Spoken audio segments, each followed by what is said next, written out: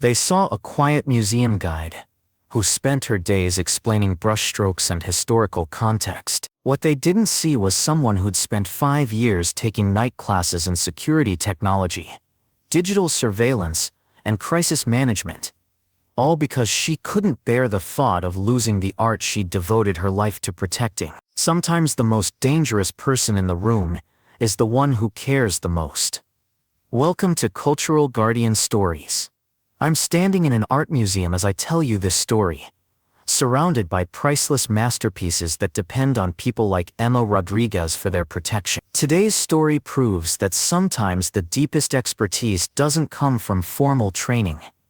It comes from passion so intense that you'll do anything to protect what you love. Emma Rodriguez had never intended to become a security expert. At 34, she'd spent the last 8 years as a senior museum guide at the Chicago Metropolitan Arts Museum, leading tours through galleries filled with works by Monet, Picasso, and Van Gogh. Her PhD in art history from Northwestern had prepared her to discuss brushstroke techniques, historical context, and artistic movements.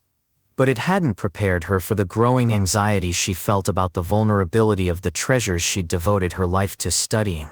The turning point had come 5 years ago, when she'd read about a museum heist in Boston, where thieves had stolen $500 million worth of art in just 81 minutes. The theft had haunted Emma, not just as an art historian, but as someone who spent every day surrounded by equally priceless works. She'd begun to notice things during her tours: security cameras with blind spots, emergency protocols that seemed outdated, and guard rotations that followed predictable patterns. What started as casual observation had evolved into serious study. Emma began taking night classes at the local community college, personal security systems on Mondays, digital surveillance technology on Wednesdays, crisis management for public spaces on weekends. She'd told friends it was just intellectual curiosity, but the truth was more personal. She couldn't bear the thought of losing the art that had given her life meaning. Her colleagues at the museum thought her interest in security was quirky, but harmless. Patricia Wells, the museum director, had even joked about Emma's spy hobby during staff meetings. But Emma's motivation was far from academic. Every painting in the museum felt like a personal responsibility, every sculpture like a friend she was sworn to protect. Emma had also become an expert on the museum's architecture and infrastructure.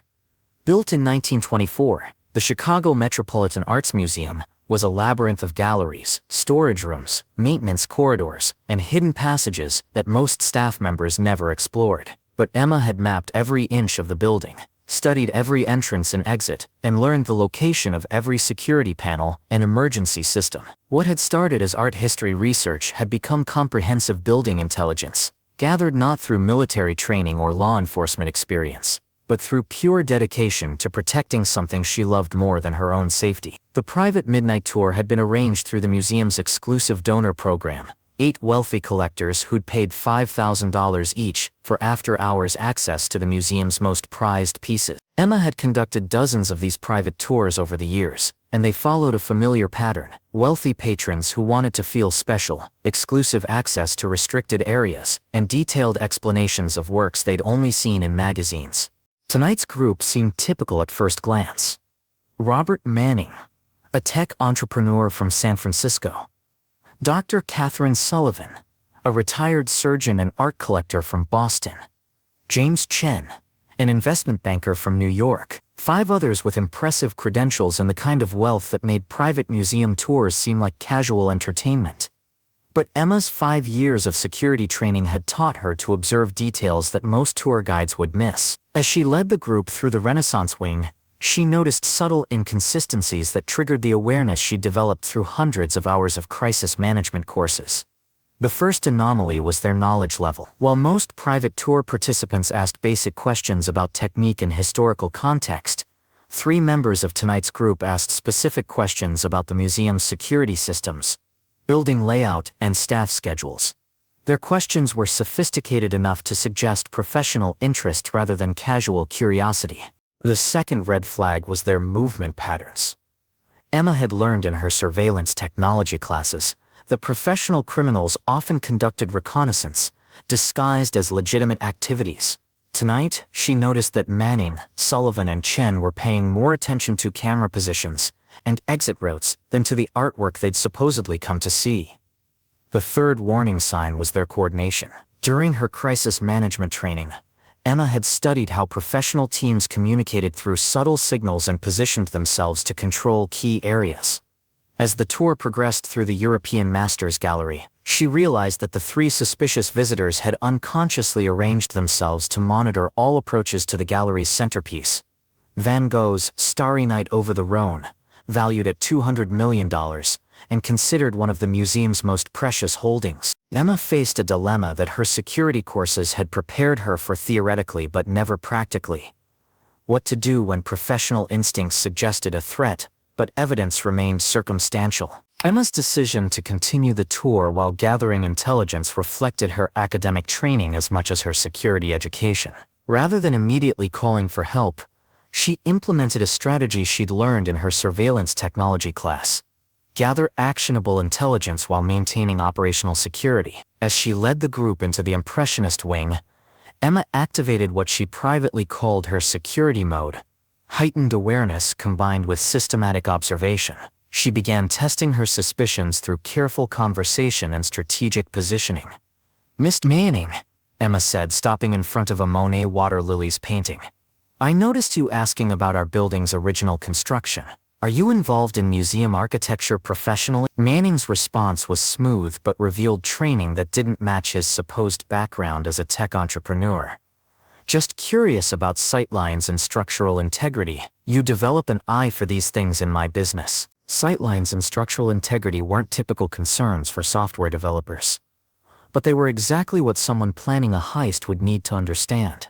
Emma continued her intelligence gathering as they moved toward the museum's crown jewel, the Van Gogh that she'd increasingly suspected was their real target.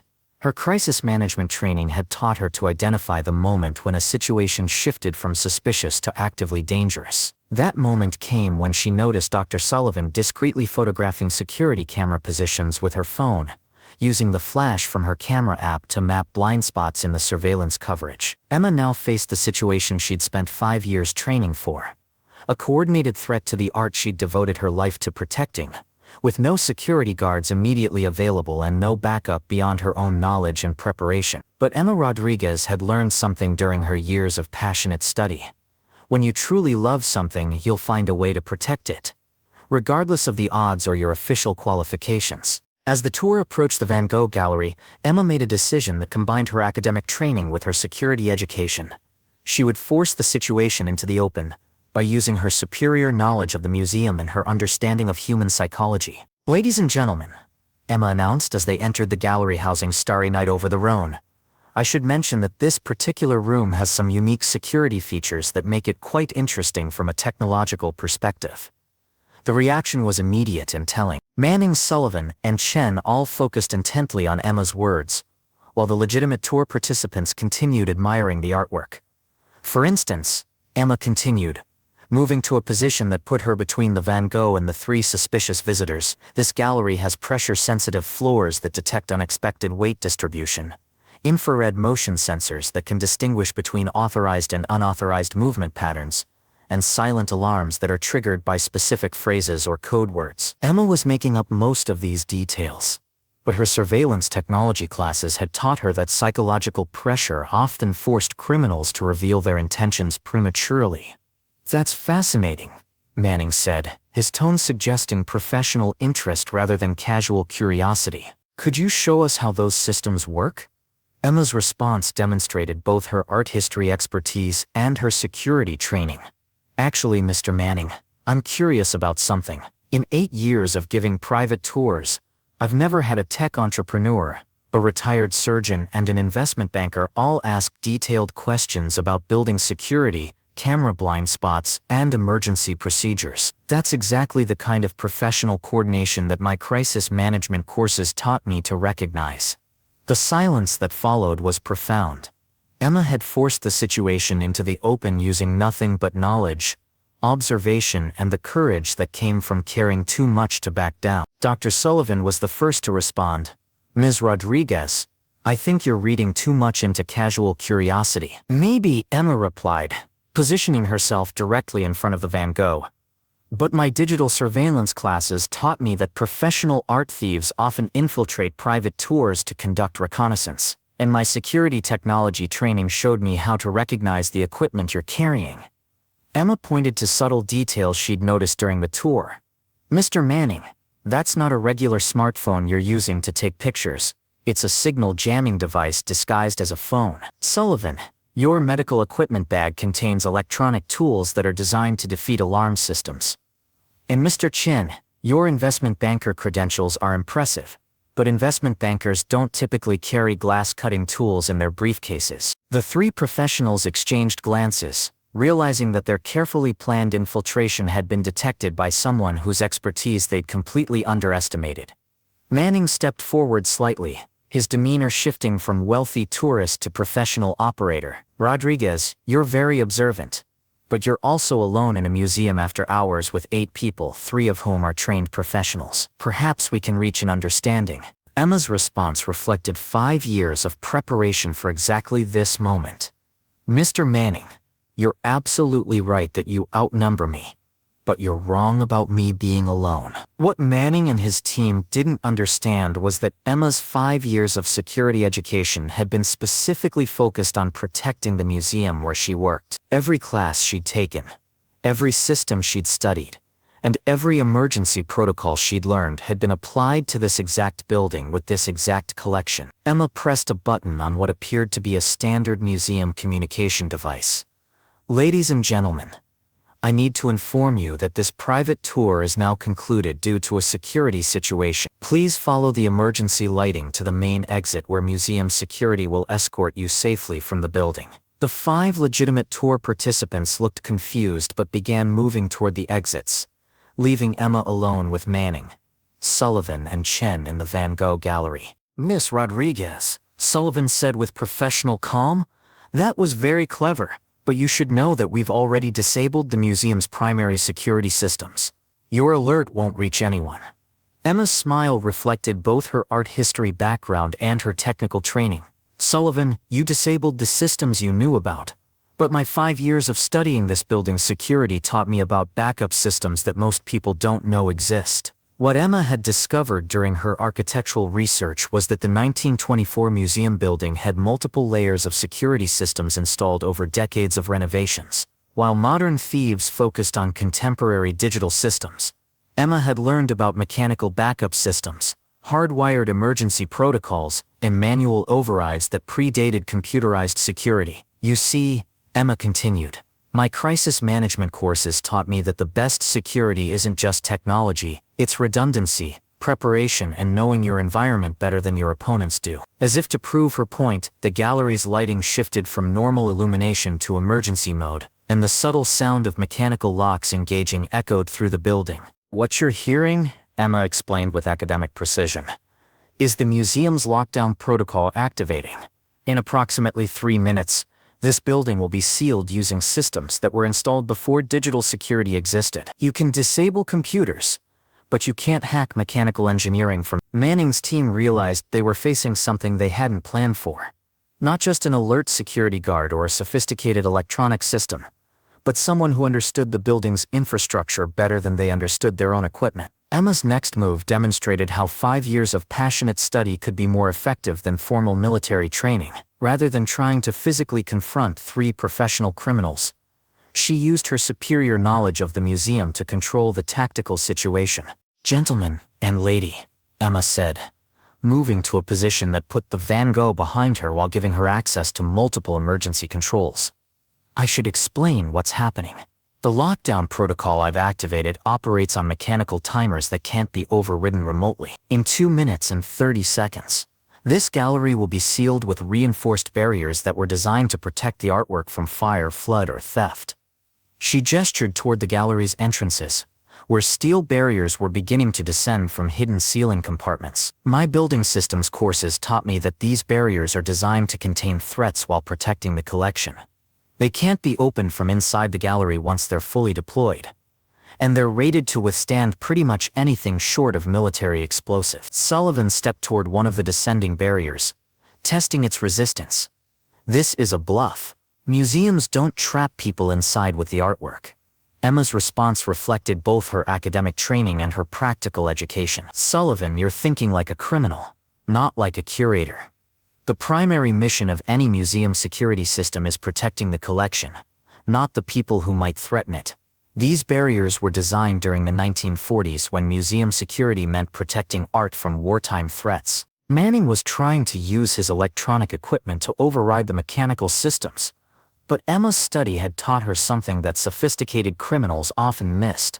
The best security combined old and new technologies in ways that defeated specialists who focused on only one type of system. "Mr. Manning," Emma said, watching his frustration grow, "my digital surveillance classes taught me that electronic jamming only works on electronic systems, but the lockdown protocol I activated is mechanical, powered by gravity and springs that were wound during the museum's last maintenance cycle." Emma had effectively turned the gallery into a fortress with herself and the Van Gogh protected inside, while the thieves found themselves trapped in an environment they didn't understand with someone who knew every detail of its operation. What followed was a unique confrontation between professional criminals and passionate amateur who'd spent years preparing for exactly this scenario. Manning's team had superior training, sophisticated equipment, and extensive experience with art theft, but Emma had something more valuable: complete knowledge of her environment and the motivation that came from protecting something she loved. "Miss Rodriguez," Manning said with professional respect, "you've clearly thought this through more carefully than we anticipated. But you should understand that we're not here to hurt anyone or damage the art. We're professionals who take specific commissions for specific pieces." Emma's response reflected her art history background as much as her security training. "Mr. Manning, I appreciate your professionalism, but Starry Night over the Rhone isn't just a commodity it's one of Van Gogh's most emotionally complex works, painted during a period when he was exploring the relationship between artificial and natural light. It belongs here where people can study it, learn from it, and be inspired by it." Chen, who'd been examining the gallery's sealed entrances, joined the conversation. "Miss Rodriguez, we understand your passion, but this isn't personal for us. It's a job. We complete the commission, the painting goes to a private collector, and everyone moves on." "That's exactly the problem," Emma replied. "Art isn't meant to disappear into private collections where only one person can see it. My 8 years of giving tours have taught me that great art creates connections between people across cultures and centuries. When you steal a masterpiece, you're not just taking property, you're breaking those connections." Emma's passionate defense of the museum's mission was having an unexpected effect on Manning's team. Professional criminals were accustomed to dealing with security guards who were protecting paychecks, not art historians who were protecting life's work. Sullivan, who seemed to be the team's psychological specialist, tried a different approach. "Emma, may I call you Emma? You've clearly invested tremendous time and energy in learning about security. Have you considered that your skills might be valuable in the private sector? We work with collectors who pay very well for expertise like yours." Emma's response revealed the depth of her commitment. "Sullivan, I spent 5 years learning about security because I wanted to protect art, not steal it. There's a difference between passion and greed that all the money in the world can't bridge." The standoff had evolved into something unprecedented. Professional art thieves trapped in a gallery with someone whose expertise came from love rather than training, and whose motivation they couldn't understand or counter. As the mechanical lockdown continued, Emma revealed the full extent of her preparation and the reason why Manning's sophisticated plan had failed against someone with no formal security background. "You want to know why your reconnaissance missed what I was capable of?" Emma asked, moving to a control panel that the thieves hadn't noticed. "Because you studied the museum's official security systems, guard rotations, and standard procedures. But you didn't study the human factor." Emma activated a hidden camera system that she'd discovered during her architectural research. "For 5 years I've been learning about this building not because it was my job, but because I couldn't sleep at night knowing how vulnerable these masterpieces were. I learned about backup systems, redundant protocols, and emergency measures that aren't in any official documentation." The screens around the gallery came to life, showing multiple angles of the museum both inside and outside. But more importantly, they showed that Emma's initial alert had been successful. Police cars were surrounding the building, and tactical teams were preparing to enter. My crisis management courses taught me that the best security combines multiple layers of protection. Emma continued. Electronic systems, mechanical backups, human intelligence, and institutional cooperation. You defeated the first layer, but you never even saw the others. Manning's team realized they were facing something they'd never encountered. Not just an individual opponent, but someone who'd turned an entire institution into a defensive system centered around her personal knowledge and dedication. Rodriguez, Manning said with genuine professional admiration. In 15 years of art acquisition, I've never met anyone quite like you. You've created a security system based on passion rather than protocol. Emma's response reflected both pride and exhaustion. Mr. Manning, I created a security system based on love. When you truly care about something, you'll do whatever it takes to protect it, even if that means spending 5 years learning skills you never thought you'd need. The sound of tactical teams entering the museum echoed through the gallery, confirming that Emma's multi-layered security approach had been successful. As Chicago PD's art crime team took Manning, Sullivan and Chen into custody, Detective Maria Santos approached Emma with a mixture of professional respect and curiosity. Rodriguez, Santos said, I've been investigating art theft for 12 years, and I've never seen anything like what you pulled off tonight. How did a museum guide develop this level of security expertise? Emma's response was simple but profound. Detective Santos, I didn't develop security expertise. I developed love for something worth protecting. And then I learned whatever skills that love required. The investigation that followed revealed that Manning's team had been responsible for museum thefts across North America totaling over $50 million in stolen art. Their plan for the Chicago Metropolitan Arts Museum had been their most sophisticated operation, involving months of planning and cutting-edge technology. But they'd been defeated by someone whose only formal qualification was a PhD in art history, and whose security education had come from community college night classes and online courses driven by personal passion. Patricia Wells, the museum director, offered Emma a position as head of security, but Emma declined. Dr. Wells, I'm not qualified to be head of security. I'm qualified to be someone who cares enough to learn whatever security requires. Instead, Emma returned to her position as senior museum guide, but with a new understanding of her role. She wasn't just explaining art history to visitors, she was serving as the human connection between the public and the masterpieces that belonged to everyone. 6 months later, Emma received a letter from the Museum Security Association, inviting her to speak at their annual conference about non-traditional approaches to cultural asset protection. The letter noted that her successful defense had inspired museums nationwide to reevaluate their security strategies. But the letter also included a detail that meant more to Emma than professional recognition. Rodriguez, your approach demonstrates that the most effective security often comes not from formal training but from personal investment in what's being protected. Your success proves that passion, preparation, and institutional knowledge can be more valuable than sophisticated technology or professional credentials. Emma kept that letter in her office at the museum, next to photos of the Van Gogh she'd protected and the tours she'd led over 8 years. To her, it represented something more important than security success, proof that when you truly love something, you'll find a way to protect it, regardless of your official qualifications or formal training. The thieves had studied the museum's systems for months, brought military-grade equipment, and executed a plan that should have been foolproof. But they'd made one critical error. They'd assumed that security came from technology and training, not from the kind of passionate dedication that drives someone to spend 5 years learning new skills just to protect what they love. Emma Rodriguez had proven that sometimes the most dangerous person in the room isn't the one with the most training. It's the one who cares the most. Her defense of Starry Night over the Rhone had become a case study in how personal passion could be more effective than professional preparation, how institutional knowledge could defeat sophisticated planning, and how someone who loved art enough to spend years learning to protect it could outmaneuver professionals who saw it only as valuable property.